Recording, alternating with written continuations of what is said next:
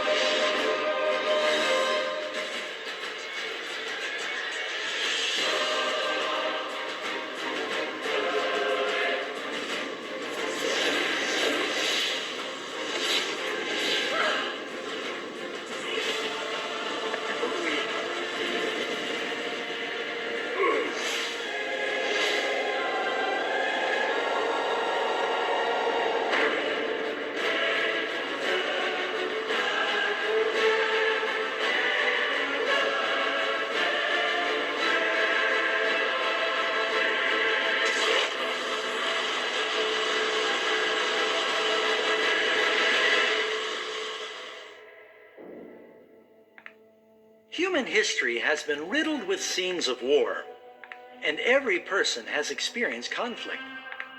But to understand the origin of evil, we must travel back in time to the very first war of the universe, because this battle did not occur on Earth. Before our world even existed, there was a war in heaven. Even the words war in heaven sound like the ultimate paradox. It's almost unimaginable to us that there could be a battle and strife among God's perfect beings in paradise. What could have caused this celestial conflict? Thankfully, an ancient book called the Bible gives us enough details so that we can piece together the astonishing account. Although tragic, it's also an incredibly tender love story that reaches down through the ages, personally touching you and me and every individual on earth. Our story begins long ago in the very capital of the universe, in a place called heaven that was filled with angelic beings who delighted to do the will of God.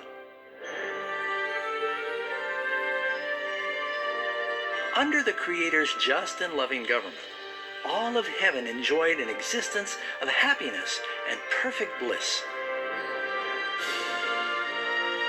The supreme Prince of Heaven and Commander of the angels was the all-powerful and loving Son of God.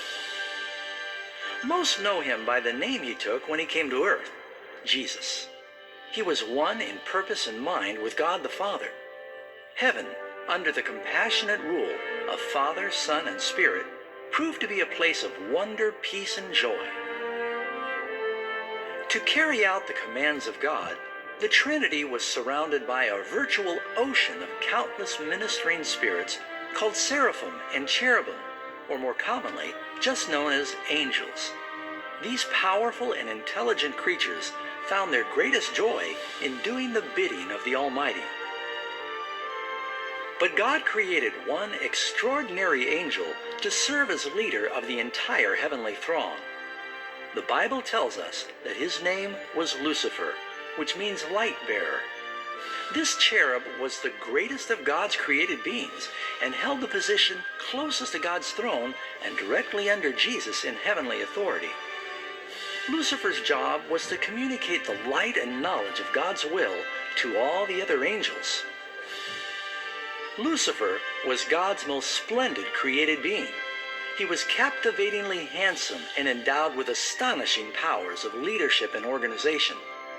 Among the angels, he was greatly admired, respected, and loved as a friend.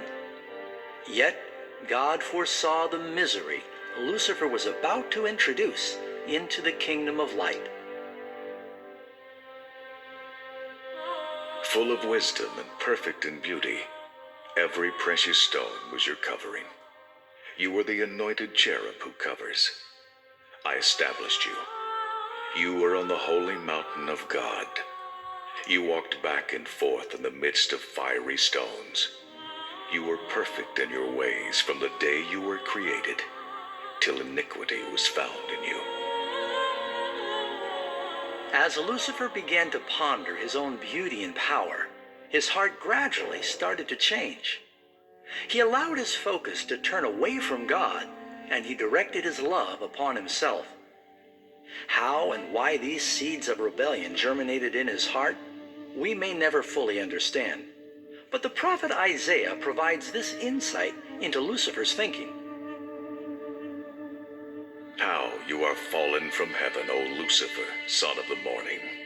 How you are cut down to the ground, you who weakened the nations.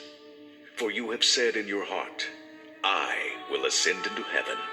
I will exalt my throne above the stars of God. I will ascend above the heights of the clouds. I will be like the Most High. Lucifer gradually began to covet the power of God, but not his character.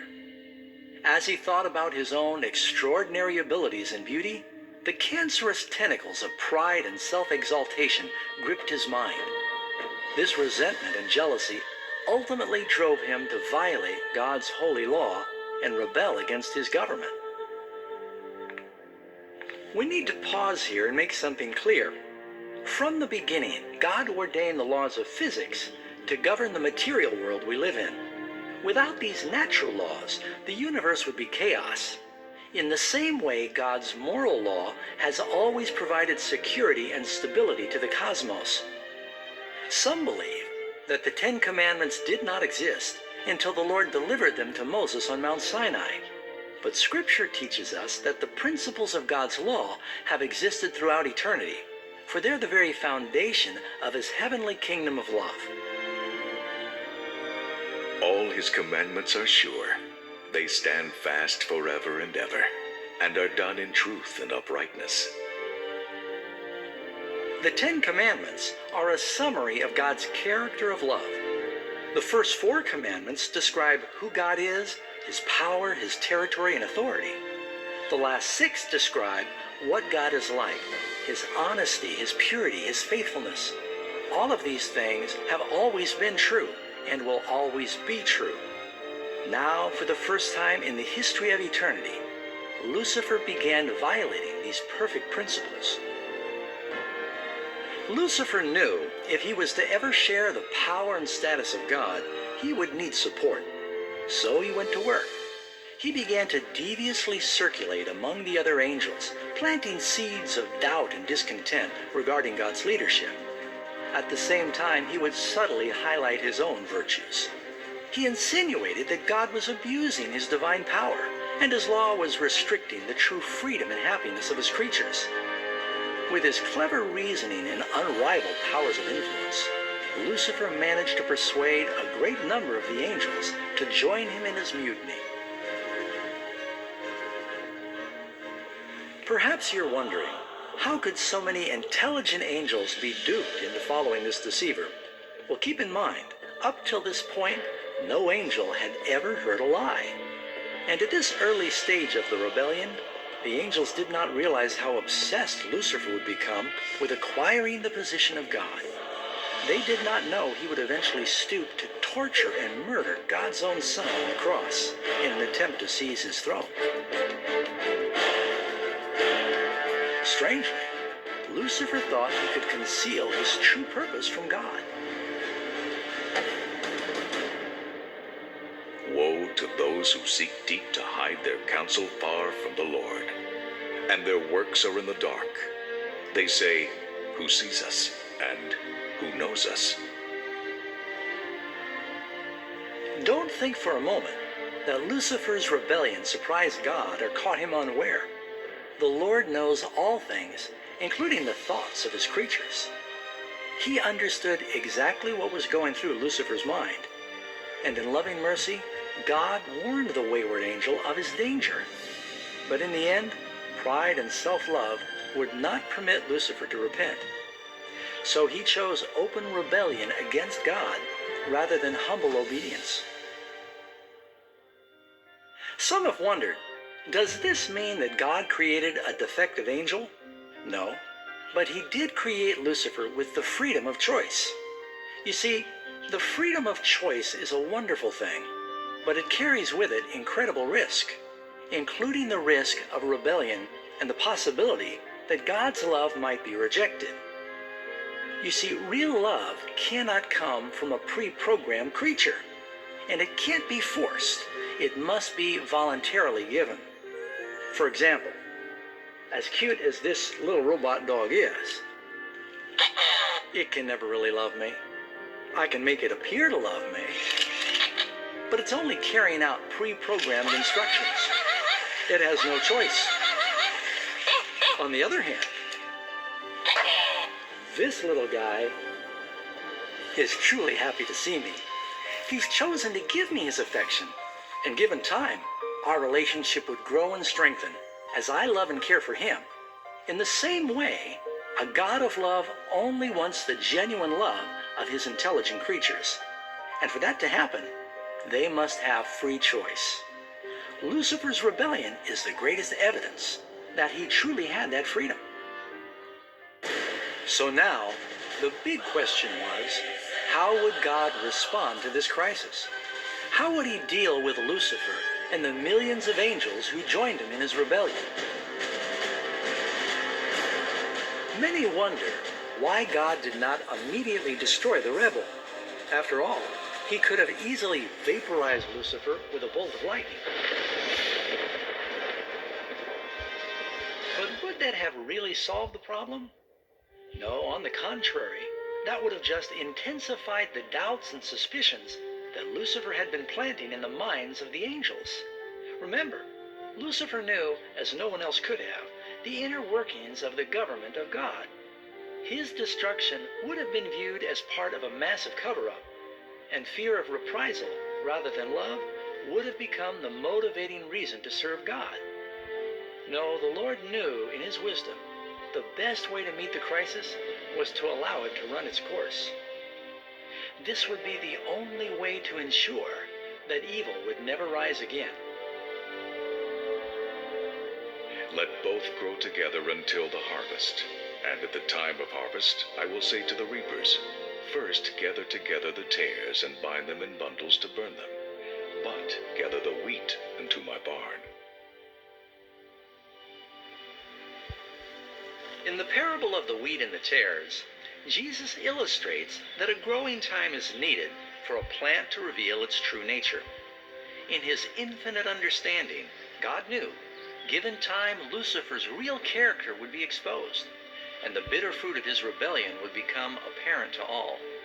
Up till now, the citizens of the universe were unfamiliar with sin and where it would lead, but that would change as they came to see for themselves its terrible self-destructive nature. In the end, the wisdom and love of God's government would stand forever vindicated, and the universe would be secure. As Lucifer and his supporters brought the rebellion to the forefront, the Lord knew that there would be no peace if they were allowed to remain in heaven.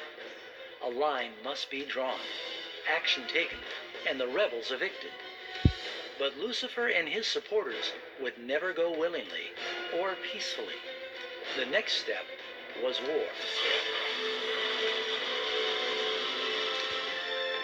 And war broke out in heaven. Michael and his angels fought with the dragon, and the dragon and his angels fought, but they did not prevail, nor was a place found for them in heaven any longer. So the great dragon was cast out, that serpent of old called the devil, Satan, who deceives the whole world. He was cast to the earth, and his angels were cast out with him. The Bible doesn't reveal exactly what weapons were used or how long this cosmic conflict lasted. But this was a war the likes of which no mortal eye has ever seen. Revelation 12, verse 4 tells us that ultimately Lucifer and 1/3 of God's angels were physically expelled from heaven.